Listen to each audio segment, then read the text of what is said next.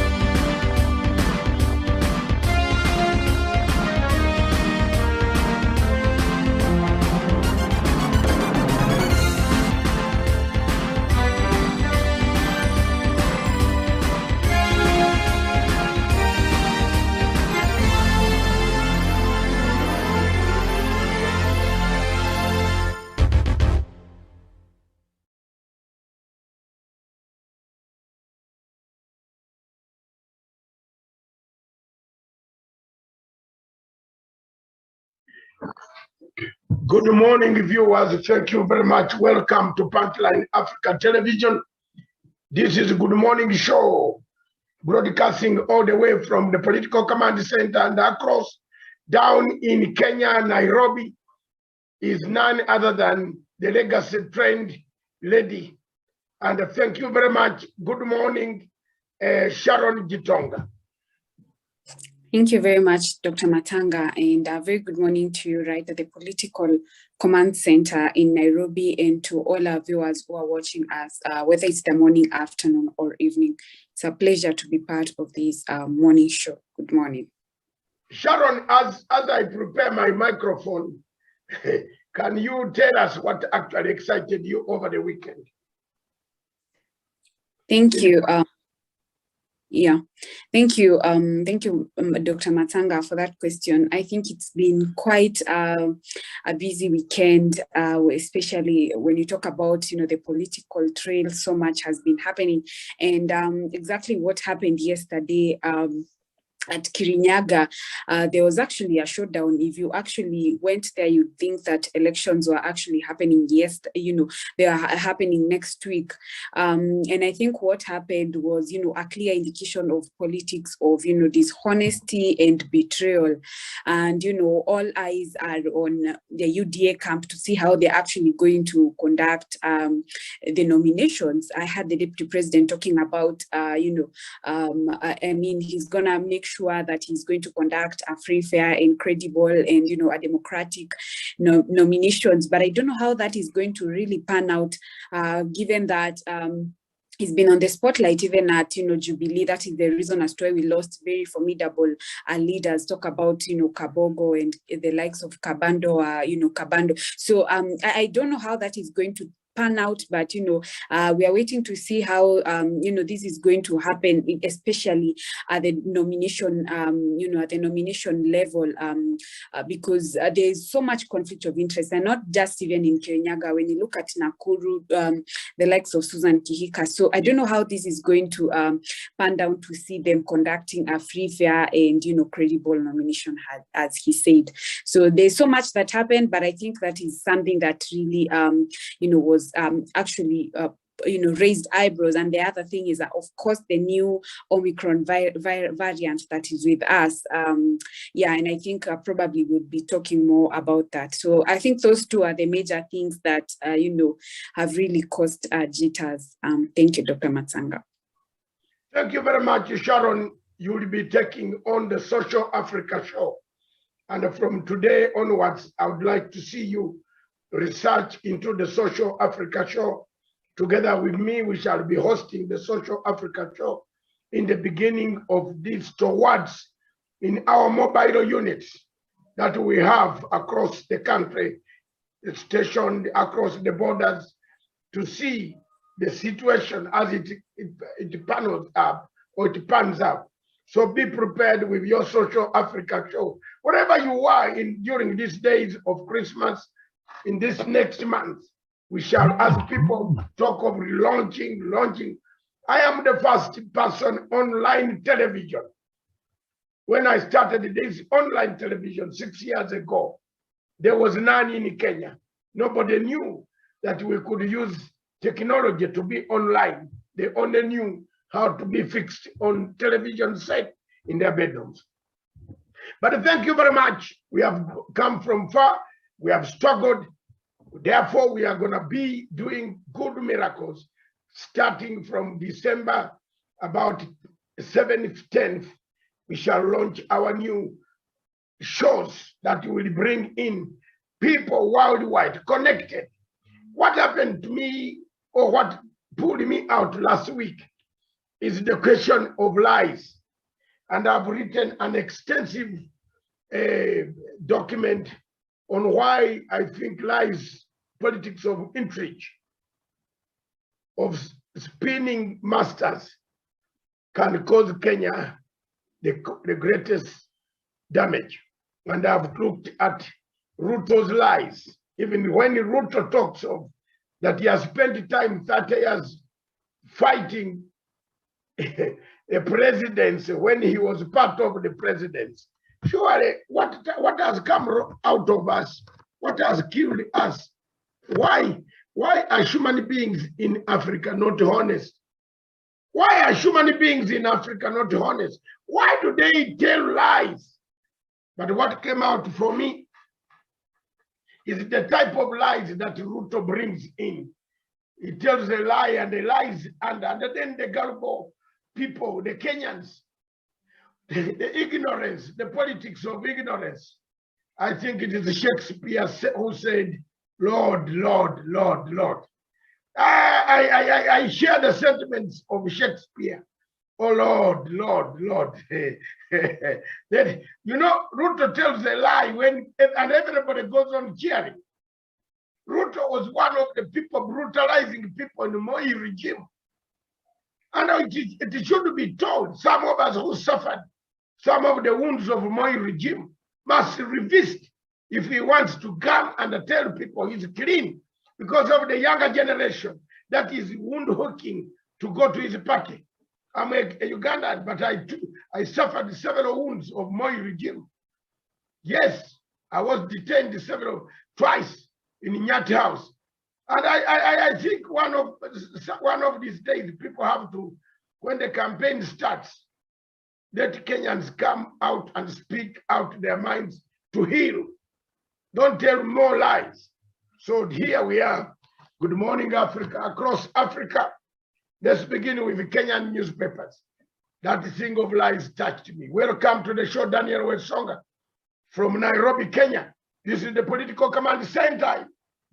Well, in the satellite system across the bridge, wherever I am, I'll always be transmitting live to you. The Star newspaper of Kenya says Raila Ruto link in vicious Oka battles. Is there somebody, as you see from here, this is the newspaper in Kenya, still two-way traffic, which I think there will be two-horse race of Ruto and Raila. The others can try. There's nothing with trying presidential. You can try to become a president, but what can you do after that? Can you win enough votes to be the president, Sharon? It might not be the same. What do you think? Thank you, Dr. Matanga. And on that case, I definitely agree with you. We only have, two forces. And of course, the third force is, from where I sit, is a mirage. And, what is happening at Okatin, there's so much Cold War and, there's so much confusion. There's so much, lack of consistency. You'd also talk about, lack of resources, talk about, political inertia. Do they have even the political acumen to, command or even marshal up the 50+1 votes. And, there's so much, and what is happening in Awka, and you said it, outrightly here. That ultimately, this Awka team is definitely going to fold in their parties and, definitely end up to working with their traditional ally. I believe what is happening right now, the problems that we are seeing is, as what they call the teething problems. When a child is growing up and it's time for teething, it's usually causes so much problems, and there are so much effects that come with the teething, because when you look at what happened at the NDC, it shows you clearly that these people are still, the NDC for Wiper, last Friday in Kasarani, it shows you clearly that these people are still at the negotiating table, and it's just a matter of time. These people are actually going to fold their parties. Apart from definitely the ANC leader, who is Musalia Mudavadi. He's still sitting at the edge, and he's still sitting at the fence. He doesn't know where he belongs, and he's still fine if he actually decides to sit at, if he ends up, going to UDA, he's still going to, it's still going to be fine. But you see, the problem with UDA is full of sharks. I don't know if he's still going to get any chance or any place at the table for him to actually, like you would have actually gotten when you talk about him actually being at the UDA. And, despite, the deficit of trust that, lies within the Awka team and the ODM, I think at the end of the day, there is one common enemy, and there's one common language that they keep on preaching. Despite even their ideological ideologies and blueprint and all their manifestos actually differing, at the end of the day, what is more pronounced and what comes from them is, the purpose of the unity, and that is what the country is all looking up to. Look at what the president has been able to achieve, through the handshake. Right now you don't even you don't even hear the mapambanos that you'd hear coming from the opposition parties. Why it's not for the president, for the handshake, it has really cost so much peace and tranquility that we keep on that we actually experience right now. Any political leader can transverse any region and sell their manifesto without causing shambles and the kind of jitters that we've been having. So I think at the end of the day, what is more pronounced from the Awka team is the unity, and that is what the country need. And of course, we all need a leader that will be able to enhance, continue and strengthen the agenda of the big four agenda of the president. Thank you. Thank you very much, Sharon. We need a legacy. We need unity of purpose. We need somebody to push Africa. Yesterday, I was talking about African unity. Over 50 million people listened to me in Nigeria and across West Africa and Africa. I think you also took part, you listened a bit of it with Songa and other people. Millions and millions of students have now sent requests to that television radio station that I should be brought back due to the public demand. That is the legacy of Uhuru Muigai Kenyatta. It was a very, very, very good, discussion. We want to keep the legacy. And the Professor Munene of the American University, my friend, we are the same age mate, almost age mates, or 1 year apart. He wrote a very good piece yesterday.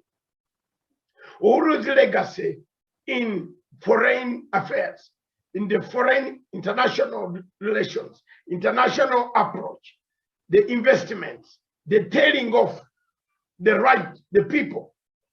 That is what has impressed me. I have no regrets for supporting Uhuru Muigai Kenyatta. You can go to hell or you can go to heaven, preach your God, you do whatever you want, but I will not change my stand as long as I'm on planet Earth, whether in Kenya or whether in Europe or wherever I will be. I will stand firm because I see a star, a rising star of a person who cares about Pan-Africanism, who cares about the continent, who cares about integration, who cares about political emancipation. I see that star. You can go anywhere, get a transformer, and burn yourself if you want, if you hate me. But I don't care. I have on the bottom line. Uhuru Kenyatta remains my candidate for Pan-Africanism, my candidate for patriotism, for nationalism, the rule of unity of purpose, of a redemption strategy in Africa. There you are, Professor Munene. You summarized it. You summarized it so well. Uhuru Kenyatta does not have this ambition of people, of leaders who want to meet Sharon and to tell us they want a state house, but he wants only to do business, Yashara. Apart from Ruto doing deals, what else can Ruto do? He can't even, he has not got a research center for plants. Ruto started by, what is that study called of plants? What is it called, Sharon or Daniel? Botany. Botany. No, if you go to Ruto's Sungoi home, you can't find a botany. But you can find people queuing up. Show me one botany that Ruto has created in Kenya. One botany.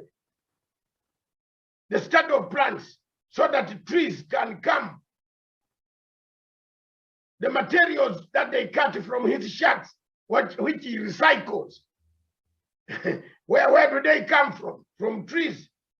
But he has not planted even one tree. A man who studied botany, the study of plants, he can't manufacture one plant that can change Africa. That is the man you want. It is up to you. You Kenyans, your democratic right. But for me, Dr. David Matanga, who has read the Plateau Republic in and out, who understands the Plateau Republic, even if you called me when I'm about to go to the grave, I'll tell you, I wouldn't give him my vote. Because he will make Kenya look like a business market. Saturate Kenya. Kenyans are bright. Kenyans are important people. Kenya is the hub of the Great Lakes region. Kenya, if it coughs, it destroys. If there is a cough in Kenya, that cough will catch every country.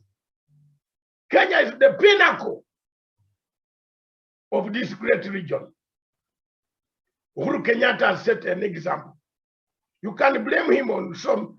There are many of my friends who blame Uhuru Kenyatta because of Nnamdi Kanu. What happened here? The head of state does not get involved in activities.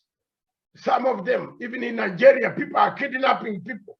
I don't see whether Buhari knows that there is a kidnap. He only hears about some kidnap and the killings.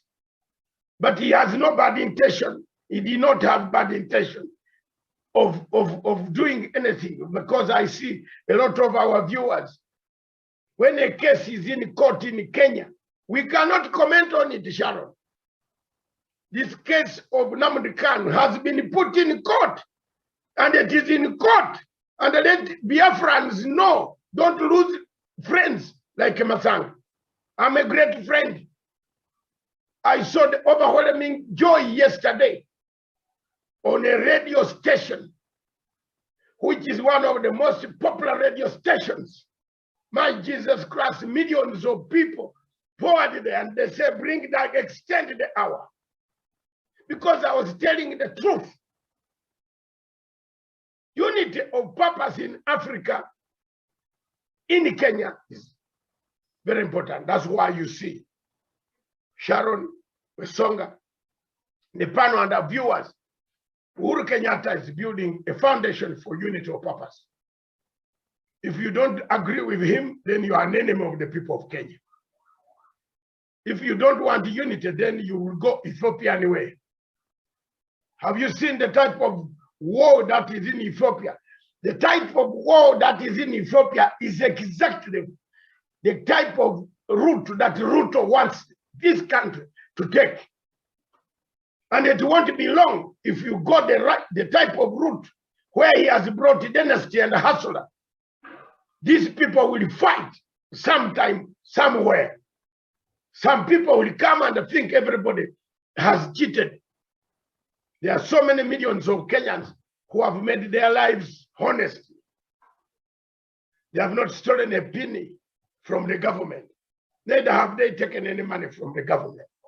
So therefore, thank you very much. The vicious war in Oko. Unite, face one common enemy. The common person trying to bring Kenya to a commercial entity, to do business only, to do deals with Harun Ayadin, a terrorist from Turkey. You want to elect such a man who told us Ugandans a lie that he was going to build a factory, and the factory, the grass is growing. I don't know how President Museveni feels of a friend of that nature. A friend who steals from one place, then wants to give us stolen things. We don't want stolen goods. Ugandans don't like, let's die of poverty. Idi Amin killed us, but we remained, some of us remained and fought back. We are living examples of the people who fought Idi Amin. I'm here, Museveni is there, and so many commanders. Some have perished. Obote has gone, Okello has gone, Mwanga has gone. So many commanders have gone. Nyerere has gone, but Matsanga and Museveni are still here. Show me where Besigye was fighting Idi Amin. Where? Where? Show me. We are still there. We don't want stolen property in our country. You don't bring stolen goods in our country. And tell us lies. Ugandans are poor, but they don't want stolen goods. We haven't started we have not started yet. And Sharon, you don't know what is going to come. The opposition, the people in Uganda have been watching these steps very seriously. Who is trying to create some bad name for us? We don't want sanctions on us. Launder your money somewhere else. Hello? Launder your money somewhere else. Don't we have enough problems? None of you have seen me ever calling for sanctions against Uganda. I would be a madman to call for sanctions against President Museveni. You get the point, Sharon? Because the sanctions will bite my people. Sanctions don't change governments. It is only short-minded people who actually ate on the same plate and then disagreed, who can reason like that. But me, who has read all these books of political science, of Machiavelli, the Prince, the Plato Republic, Socrates, I don't want to agree. And I will never subject my country to sanctions like it. Morgan Jangara is dead now. Morgan Jangara is dead in Zimbabwe. He is in the grave, but the people he left behind, Sharon, are suffering because he went around the world calling for sanctions. They will find him in the grave and ask him, why did you do that? I don't want to be a part of it. Support what is good, reject what is not right. Democracy in Africa has not grown to the level of where you condemn everybody. Because every African leader is trying to do democracy. The shaping of it comes in different form. I'm giving this lecture this morning so that people understand that it's painful to reach a journey where America has reached. If you look at the dead bodies of America, the formation of America as a state, how many dead bodies are in that New York where you fly in and enjoy the hamburgers? They were all looking for democracy. But democracy does not mean you are one-sided. You must balance. Kenya cannot go Ethiopian way, and Uhuru Kenyatta cannot allow that. He needs his legacy, and therefore he will keep his legacy. I appreciate His Excellency's tiresome, never to tire, but to preach unity of purpose. It is unity of purpose that will resurrect the great dream of Kwame Nkrumah. The Standard newspaper, Wesonga, talks of Waiguru and Ngirichi clash before Ruto. Daniel Wesonga, if we start fragmenting this state the way we are, the Standard newspaper is here. Okay? Fragmented. We are fragmenting a state in Kenya. This morning, my role is to talk. And the role of Sharon is to pick points and analyze and build on them. Wesonga, fragmentation of states in Africa have caused violence. I don't need to go into newspapers where editors print for money. I go for substance. What affects people? And a television station which is online is a community television. It must teach people good manners, must teach social ethics, must teach economic ethics, political ethics. Daniel is root of fragmenting the state of Kenya with his type of UDA. Take it away. Yeah, thank you, Masanga David. And of course, it is very, very unfortunate that as a country we've drifted up to this particular juncture where even we do not have respect for holy places like churches. Yesterday, the videos that were coming from Kirinyaga County were quite disheartening, in that political players were actually taking on each other outside the church, in Kirinyaga. And I think that is a bit quite unfortunate, having in mind that it is coming between camps which are purported to be supporting the Deputy President William Ruto. And from the onset, I've been of the opinion that the Deputy President, the leader he is, would have first of all fizzled out the acrimonies that are there between the Kirinyaga governor, Anne Waiguru, and the women representative, Purity Ngirichi, before attending such a rally in Kirinyaga. So whatever message it sends to outside the county is that whenever we have two sides which are competing for a particular seat, it is actually good for the supporters to come out and actually take on one another, on the streets, which is a very, very retrogressive way of doing politics.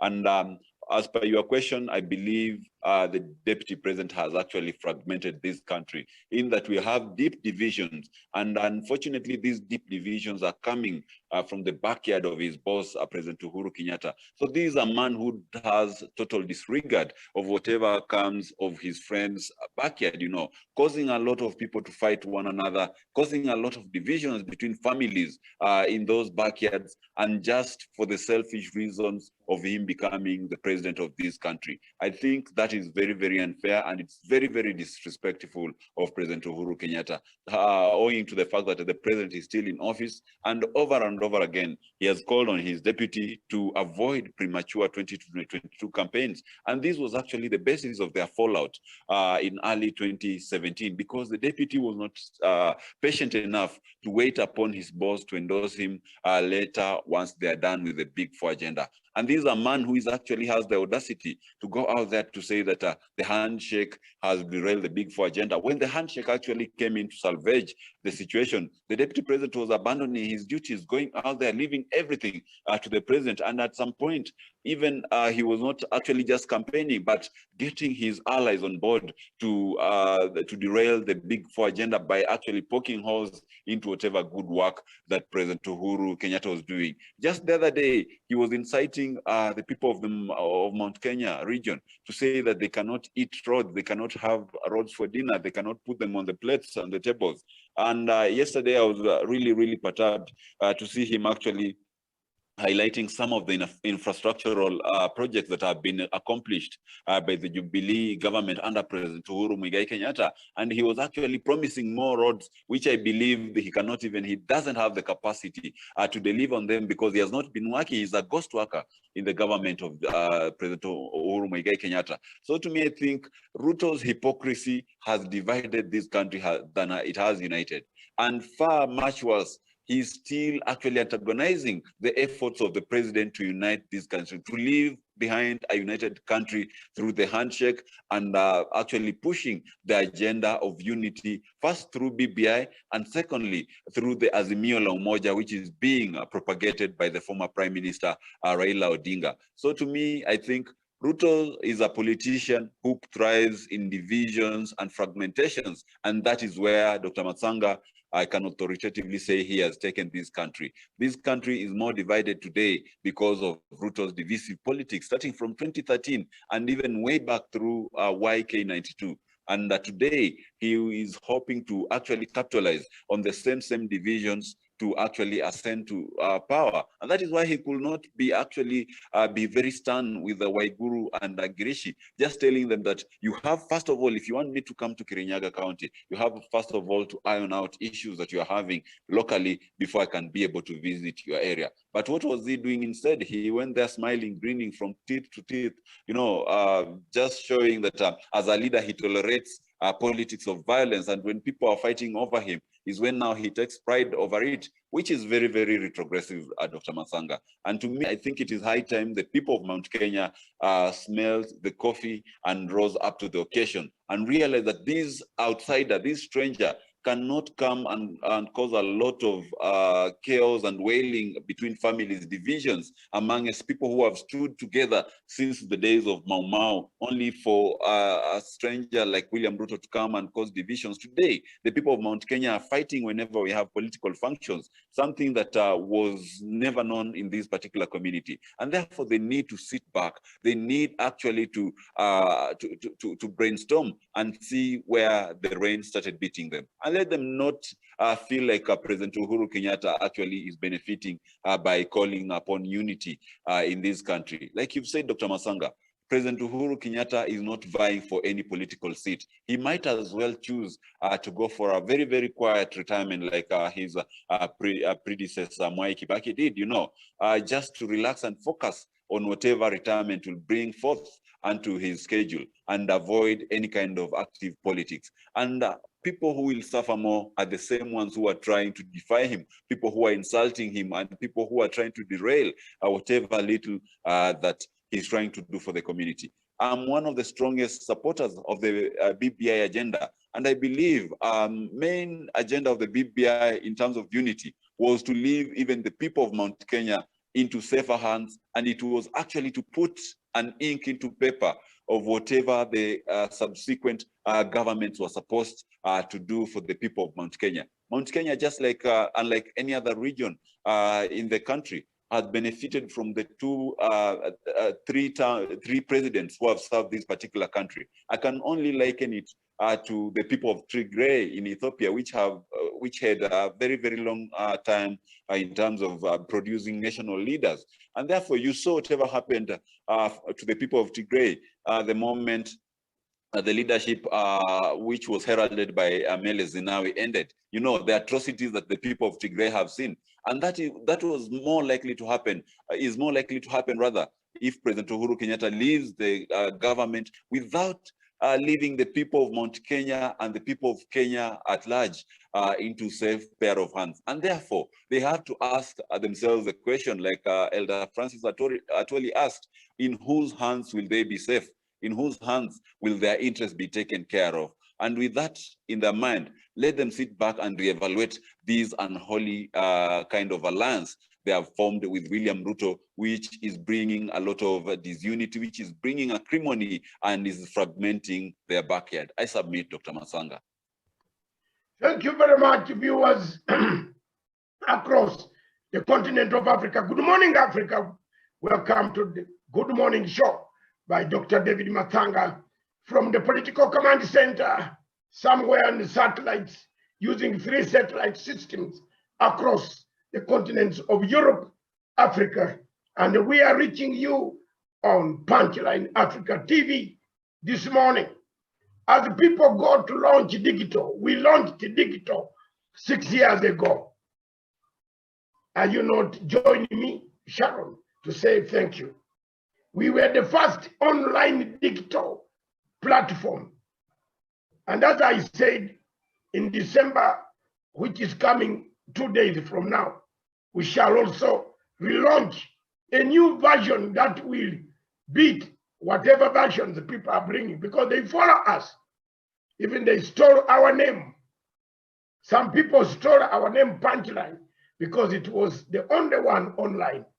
Thank you very much. Those who have been there for me, we have struggled. We shall keep Africa going and going. Headlines on the Daily Nation. Ruto's hidden hand in Okoa chief's fallout. Sharon, I ask this with sense of humility. Is Oka, is it Okoa or Oka? Oka, Africa, we have jokers. Me, if I know I cannot beat Museveni, I keep quiet. I don't want to go to the field. I can't beat President Museveni when I am as poor as a church mouse. Honestly, I can only beat him in my constituency because I'll direct my people. Up to today, I'm 10,000 miles away from my country. But from London, I directed my people to vote the person I want. I have support. Look at me, Sharon, and the viewers. I can win an election when I'm in London without going there. Not in Uganda, but in my constituency. Because whatever I have, I share it with the people. But when you can't win an election in Kenya, and you have been riding on Raila Amolo Odinga's back, why don't you pack up and the ship come to Raila Odinga? Sharon, there you are. Tuambiane ukweli, Raila Odinga's popularity. Raila Odinga made Kalonzo, made Mudavadi. Can Mudavadi collect 20,000 people in the Uhuru Park? Mudavadi is talking of yellow buses carrying people. It's not the politics. What to bewitch us Waluya? Actually, what to bewitch? We are very intelligent people, we're Songa. But my people, when you came across Kenya, you became weak. Well, Songa, you better explain this to me. How you ended up weak in Kenya. And we are very strong. Yes. My tribe in Uganda politics is the strongest tribe in Uganda politics. It doesn't waffle. The Luya, the original Masava, the Masava tribe, where I come from that, yes. Yes, in fact, Dr. Masanga, we are the only Kenyan tribe that has been able to produce leadership on both sides. When you go to Uganda, we have Luyas in government. When you come to Kenya, we have Luyas in government. So I totally agree with you. How comes in Kenya we have weak leadership, a leadership which can never unite even to agree on a very, very small thing like, a village cattle dip committee? Yes. Those are the things that we should be asking ourselves as a people. As I bring in Sharon, look at this point. The chances of Mudavadi becoming a president of Kenya are under Raila Odinga's leadership. But if you go with Ruto, you will wait until 2036. Because he has to finish 2022 to 2026. Then in 2026, another 5 years is, no, 2027, another 5 years is 2032. So Ruto, young as he is, he could be there as 2032, and he could even shortchange you. Being a liar as he is, he can lie. He cannot even pay debts. He cannot say thank you to a person who has helped him to heal a wound. A human being of that nature, Allah. Mudavadi's chances are gone. Kalonzo, being under, I'm analyzing this for you because this is on the Daily Nation. You can go for those 90 meetings. Malala has, what does Malala know? Senator Malala knows only one thing, the Butere girls play. Tena mimi nazungumizanga ya haki. Look at his face. He's bankrupt in ideas. And then vigilantism, that's what he knows. To beat up people in Mumias. He has been charged, arrested, removed because of organizing even the police station missing guns, Malala. That's Senator Malala, the one you see on TV there. He doesn't know anything. He cannot organize you. It is only a poor head that allows Senator Malala to organize you. Otherwise, me, David Matanga, I wouldn't even go to a man who knows how to write on the Butere girls play. You know, poets are welcome in Britain, very glorified, but I don't know whether he's even a poet. So, if you look at Kalonzo's mission as Sharon comes in, Kalonzo cannot, Ukambani cannot become alone and win a vote across the country. He needs the big man who can sweep Nairobi. And believe me or not, you will tell me, Raila's party, wherever he will be, will sweep the entire Nairobi. This time, Ruto will not get even a vote. He will not win any seat here. All the MPs in Nairobi who are eating Ruto's money, eat it nicely now and go home. You will not win a seat in Nairobi City. When the politics comes, Raila is a good campaign mobilizer, an orator, up to the level. So if I were Kalonzo, I would rather be talking to Raila that the other time we had a problem. But today, can you adjust that problem? Sharon, you get me from there. If I were Ruto, Gideon Moi has made it very clear. He doesn't want anybody corrupt. So Gideon Moi is Ruto, we know, who is Wesonga's right-hand man, isn't it? Wesonga is Kanu. So I give you a credit where it is due. Stick there. You are not very far from, in fact, Gideon Moi's tactics is very good. He's gonna go with Baba. And when Baba does Mandela, the chances are, there you are. He does Mandela, says one time, and my deputy has been working hard. Why don't the people read the signs of the stars? There's no side where Matanga in Kenya has been that has lost. 2007, I was inside my heart. I was with Kibaki. Even when I came here as a Sky News correspondent, very senior African consultant of Sky News, I supported Kibaki in my heart. That's how I ended losing my job in Sky News, because I saw the injustices that were committed firsthand. I flew by helicopter to some of the places in Eldoret that were burning. We took pictures. I have those pictures.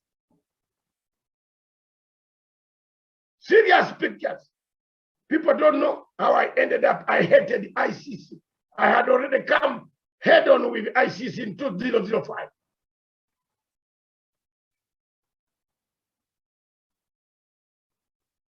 And Stephen, the production team, can you bring out that photograph that I've just sent you? When we talk about ICC before Sharon comes, bring out that photograph. I've just sent it on your line. Look at that photograph and see who is seated there. And what was I doing there? Look at what is there.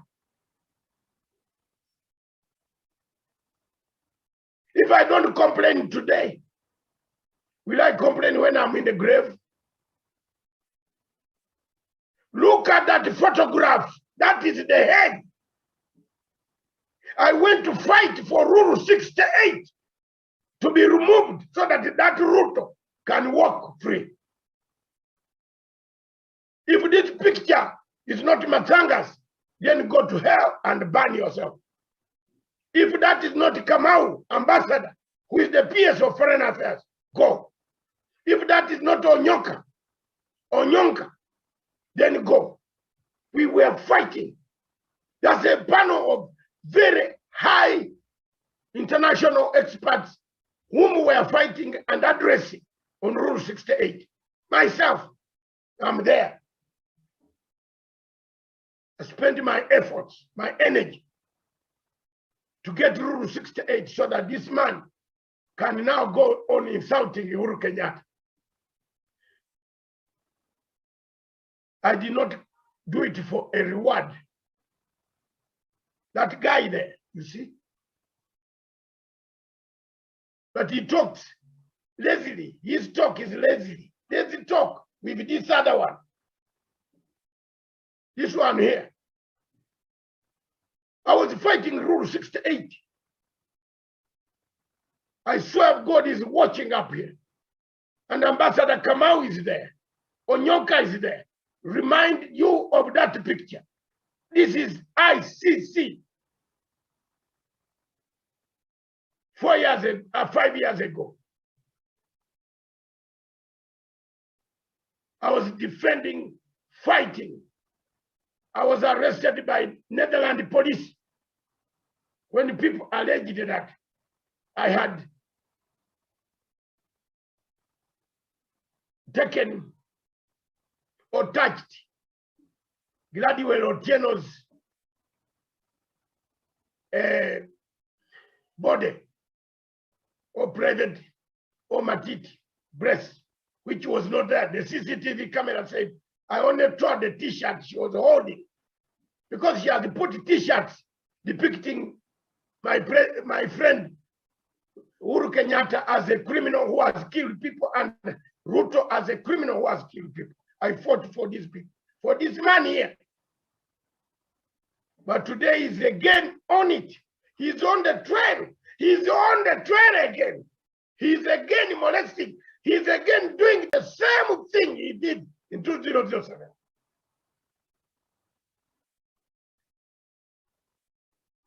That is the tragedy of African politics. Sharon,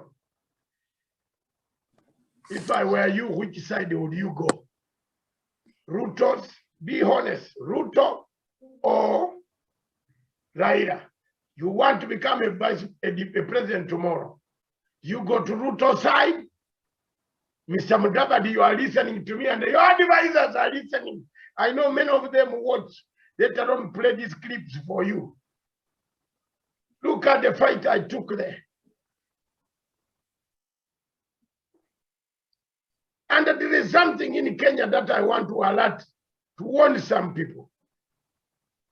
When you are a grave digger, remain a grave digger. Don't become an architect of building a high-rise building. It will kill people. Have I said it there, Sharon? It summarizes my words. I don't want to elaborate. But for you who knows me every day, you have already picked it. A grave digger remain. By the way, grave digging in the United Kingdom, where I am, is the most sophisticated science. Because a white man does not want to disrupt a dead body. They give you respect.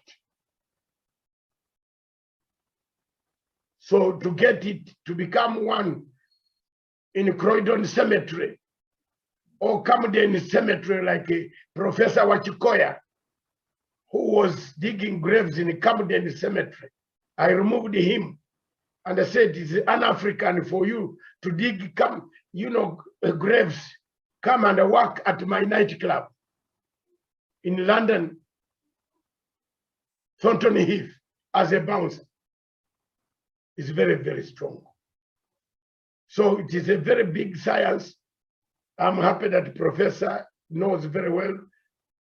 We don't hide our history with him, where he came from. He has told Kenyans that without my participation, he would have not reached where people have reached. So in a nutshell, Sharon, do you go with Raila or you go with UDA? If UDA, is it UDA or UDA? If you go with UDA, you will wait until 2037. And maybe this man of intrigue, which is the next subject we are going to see, you know what he will do? He will shortchange you. He might get another person and refuse you. Have we seen what he has done with Ngirichi? And the other lady, what is her name? Is the fifth lady who stole his money and so on. What is her name again? She used to be my friend, but when I saw the type of chameleon she changes from one place, I defended her so much. And why, Guru, you let me down. I've been your defender. From the time you went to lecture to the parliament, what they looked like a small children. I liked your type of strategy and on issues. But when you waffled, you went on waffling. You killed even you killed even going to school. At times when I see a person who was going to school, but it could be a bad beginning. Character comes from a younger child. If you go on every morning raising the hand like this, your baby will also grow up raising a hand like this every day. So I don't want to go into those problems. That's why Sharon will create Social Africa. And we discuss some of these things. The children pick after us. If you studied political science, your child will also study political science somewhere, one of them. And they will talk like you when you are not there. So those are some of the things, Sharon. Is it UDA or ODM? Thank you, Dr. Matanga. And before probably I answer that question, I would love to draw your attention to, the parable of the 10 virgins. And I actually talked about it here a while back, where it talks about a bride. And in this case, I think the bride is, the former Prime Minister, Raila Odinga. And, 5 wise and, 5 fools that, slept, and 5 of them actually ended up seeing the bride because their lamps were they were still on. So you probably could read between the lines in this case who are the 5 5 fools, or the 5 wise people. And there's so much that has been happening, and it is only wise for this Oka team, because I believe it is comprised of 5 people. I don't want to call them wise or the fools, but it is high time for them to actually smell the coffee and choose whether they are going to be part of the new opposition team, or they are going to be part of the of the next government. I think there's also a Nigerian common saying that says if you hang around a beautiful woman for a very long time without saying anything, you will end up, fetching water in the wedding. And this is exactly what is, in the Oka team. They have been together, and together with, former Prime Minister Raila Odinga for a very long time, worked together. And, despite, the deficit of trust, they all have one, just like I mentioned earlier, they all have one common language, and that is the unity. And that is what is paramount. So it is just, it's just a matter of time for them to actually smell the coffee before it gets too late, and they will actually miss out on the chances to sit at, the negotiating tables.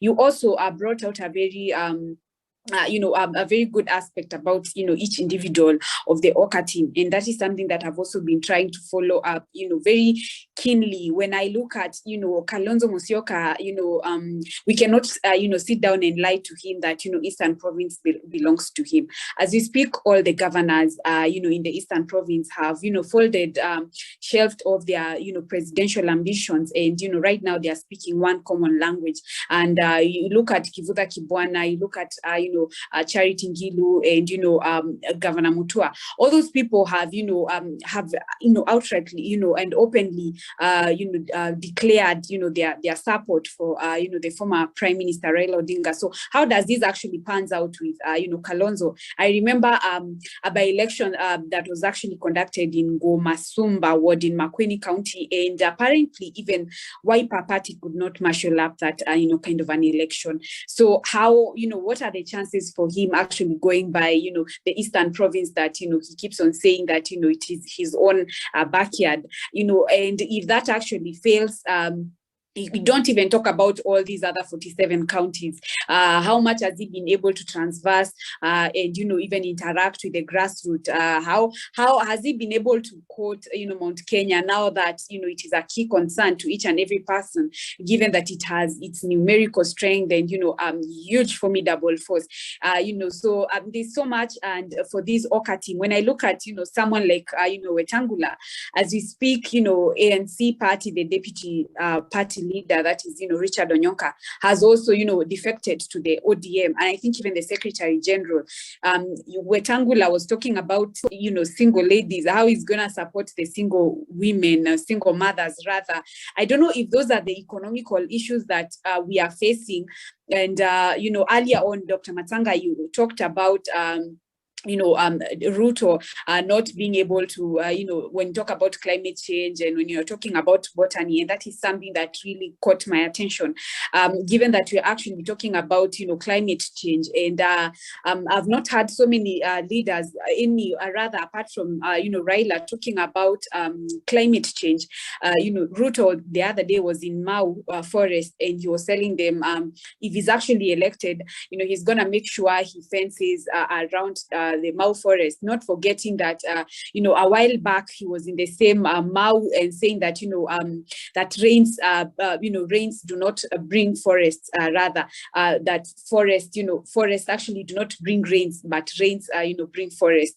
So, this kind of politics of deceit and politics of dishonesty, these are kind of kind of politics and the kind of what you're actually saying. And I wish for Kenyans to actually read between the lines and not be swayed by politics of euphoria and be get into picking up leaders who can talk about issue-based politics, leaders who can talk about economic give economic solutions to economic problems. Leaders who have been consistent, leaders who have talked about climate change. The deputy president, if anything, he decided not even show up for the devolution conference. This was something that was so vital, and he also had the audacity to stand up on a national television and say that he's actually not doing campaigns. What he's doing, he's transversing, the regions, trying to check up, the kind of projects that, the Jubilee Party that they have been doing. And, we cannot entrust the leadership of this country to leaders that can actually stand on a broad daylight and, lie. And that is why when you talk about what has been happening, it is an issue of a monkey see, monkey do.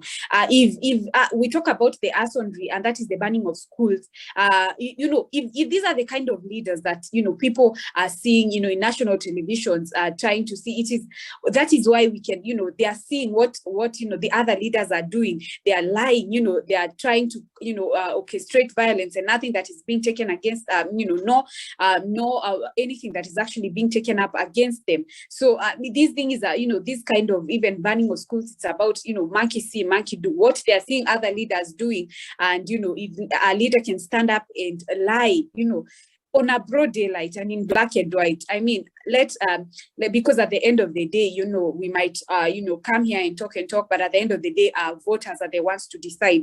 But also it's an appeal to, voters. At the end of the day, we bear all the consequences. Let us not be swayed into politics of euphoria, but get into issue-based politics. They say, for every choice that you make, it has a consequence. And there's the common saying that says, a thorn with which you pick, with your own effort does not hurt. So let us, read between through the lines.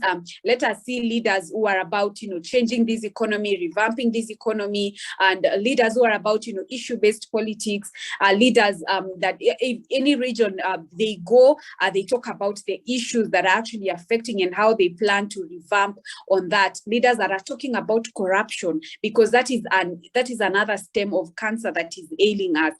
Not, leaders that, talk about, giving jobs and not giving how they are going to create how they are going to cut out corruption. Yeah. Sharon, in a nutshell, would you be safer in Raila Amolo Odinga's hands? I am safer in yes. I am definitely safe in the, in the former prime minister, looking at his strategy and, his manifesto and, his ideological, yeah. Thank you very much, Lucky John from, you didn't tell us where you are, Lucky John. Thank you very much. You want us to open branches across African capital. Send your number to my email, Punchline Africa. I'll get in touch with you. I need more correspondence across the continent of Africa. Thank you very much. Modesta Eze, can I get this channel on satellite? Yes. If you go to our sister station, South African Broadcasting Southern Cameroon Broadcasting Corporation in Bahrain, you will stage from Bahrain. We transmit all over the whole world, and it's played over 100 other platforms, or almost 150 platforms across the world. You'll get our voices there. Thank you very much. Daniel, whose hands are you safe in? Yes, sir. Thank you, Dr. Masanga. And make it short, straight. Whose hands are you safe in? Do you go to a man who has stolen property and brought it to give you small? Or you go to a man who is saying, I don't have money, but I'll stop the gap. Stop the gap of corruption. Get that money that goes into corruption. Give every vulnerable family 60,000 shillings per month, which can take your child to school which can buy Aspro dawa ya kweli. Do you remember that? Yes.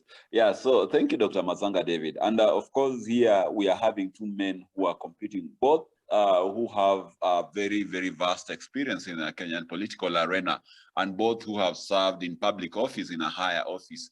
Raila Odinga has been Prime Minister since 2008 up to 2012. William Ruto, on his part, he has been a minister as well, and has been a deputy president since 2013. And I believe when Raila Odinga was in government as the prime minister, serving in the Grand Coalition with Mwai Kibaki, this is a time where Kenya experienced very rapid growth in terms of economic influence, and also we had very, very few cases in matters of corruption. You know, we could spend even a period of over a year without even hearing a corruption scandal coming from the Kibaki government. But what happened in 2013, President Uhuru Kenyatta had a very, very clear roadmap in terms of implementing his own projects, in as well as a continuation of the Vision 2030, which was a blueprint laid down by President Mwai Kibaki.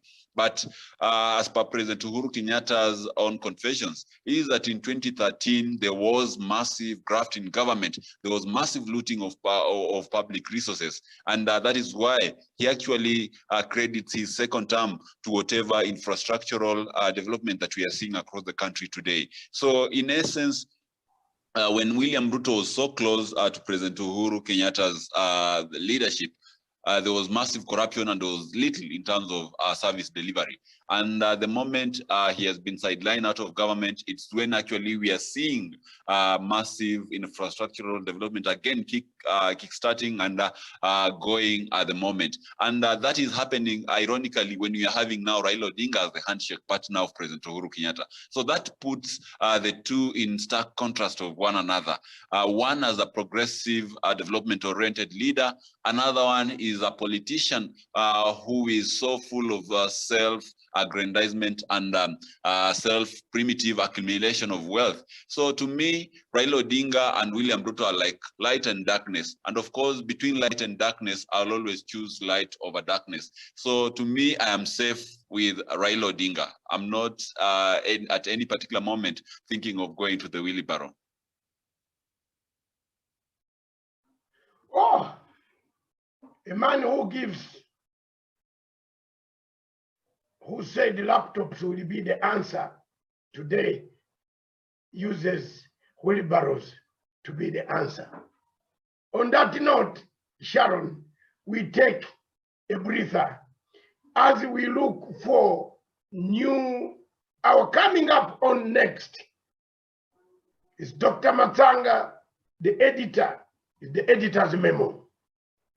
And I will speak for only 15 minutes, presenting the commentary of the beginning of this week, the events, what is anticipated, the legacy trend, what can we do to create a better living for Africa? What can Africa stand across the continent of Africa? People yearn for freedom. But the cost of freedom is very expensive. The cost of freedom and democracy is expensive. America was built on dead bodies. Hundreds and hundreds of years, people have died. But does it solve the democratic principle? The answer is no, by the Plato Republic. I've read it in and out. I don't know whether, Daniel, you have read the Plato Republic. You better go and pick up a copy. I'm a good reader and I don't always, you have never seen me looking at notes. I come here and deliver. See here. Look at Prince Machiavelli, the prince. Those are the two books. And look at Karl Marx. What has Karl Marx written? Max Weber, Adam Smith, Those books ring my mind. But above all, I have never forgotten Myron Mann.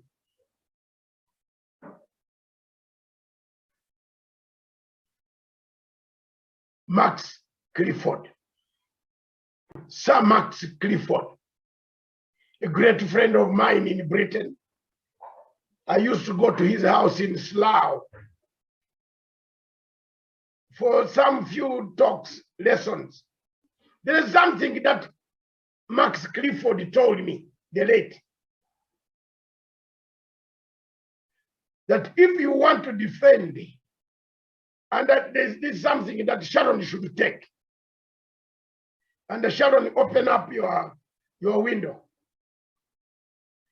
If you are a PR guru, you don't miss Max Clifford. Max Clifford never went for weak PR clients. And he told me, and they kept on telling me, my African brother. Whenever I could go to his, we meet for coffee in central London. They said, come, where are you? Before I go back to Surrey, to Slough. Come and you tell me one or two things. I learned a lot from him, and he said, always go for tough clients. If you want to make a name in PR. Am I loud and clear? You are a PR guru yourself. You go for soft clients? No. If you go for soft clients, how do you make your name? Max Clifford made the name by defending the owner of Harrods.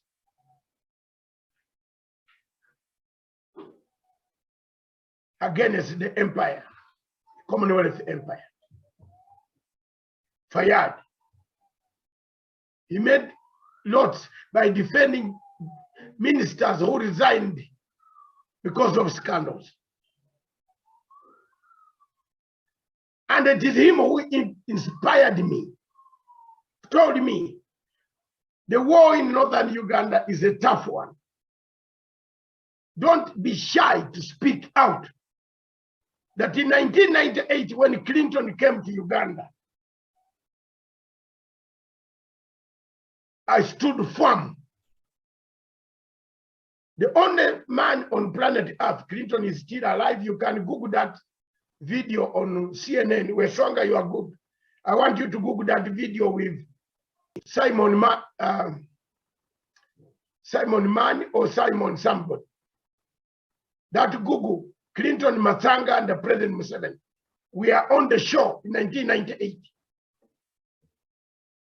I stood firm and put my ground clear. For 2 hours, we were arguing, myself, Clinton, and President Museveni, live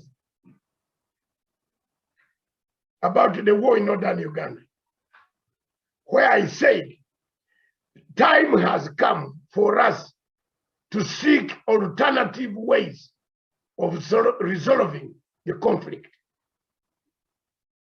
What happened later in 2005? My words came true. Clinton will remember me. Go and Google that. It is there, 1998. Put the names.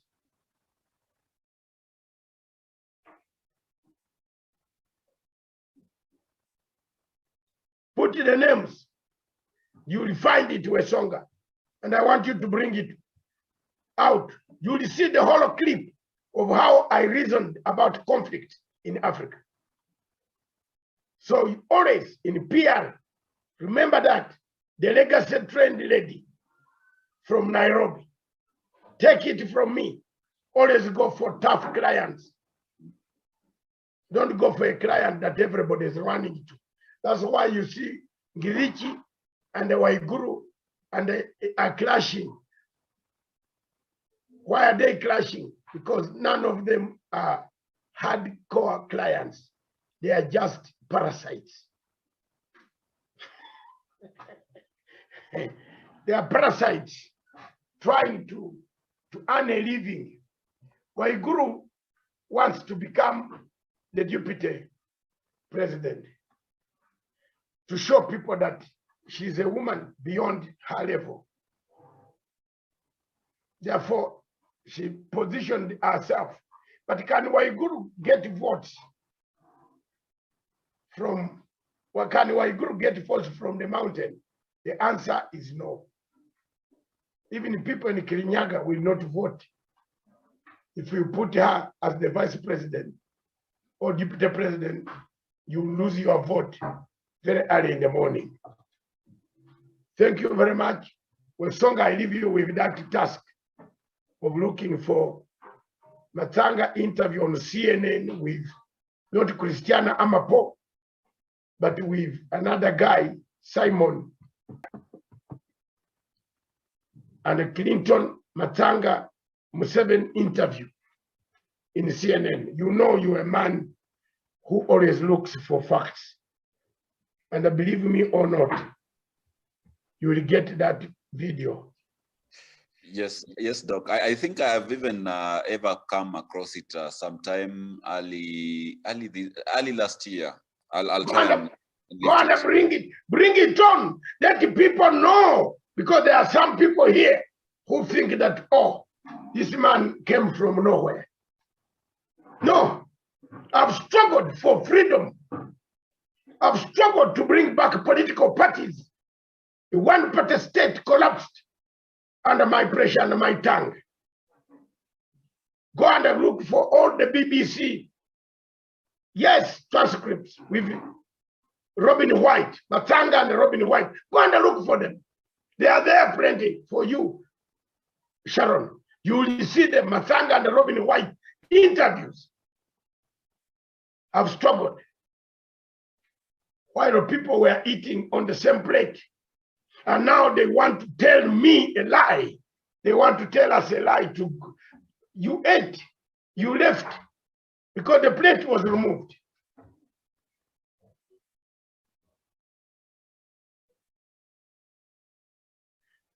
Mr. Dudi Ume, we thank you for watching and for your patronage. And we thank you for reminding us about Nnamdi Kanu. The case of Nnamdi Kanu in Kenya is in court in Kenya. And we have explained that to you, that we have nothing, neither are we cited anywhere in that case that we should be summoned or we should be part of the case. And in Kenyan law, you can't discuss a case when it is in court. So for me, I remain defending Biafra up to the end when my last air goes out. Because my father and my founding fathers, Nyerere, Obote, Jomo, Kenyatta, Keke, Kenneth Kaunda, Emperor Haile Selassie, they all stood for Biafra. They wanted a Biafran state. I am the offspring of the Obotes, the Kaundas, the Nyereres, the Haile Selassie. They wanted a state because Nigeria was not going to be manageable. Therefore, I can't break the law by discussing this matter. We only urge the Nigerian government to do a political solution. The problem of Nigeria is not a judicial solution. You can imprison even 2 million, 50 million people, but you will not find a political solution in Nigeria through judiciary. You'll only find it through a political solution. Thank you. Let's take a break. And when we come back at 1:30, we shall have the editor's memo. I want to thank my panel. I want to thank the legacy trained correspondent and the PR guru on top of the hour. Madam, thank you for your patronage. This will return in 2 to 3 minutes. Thank you.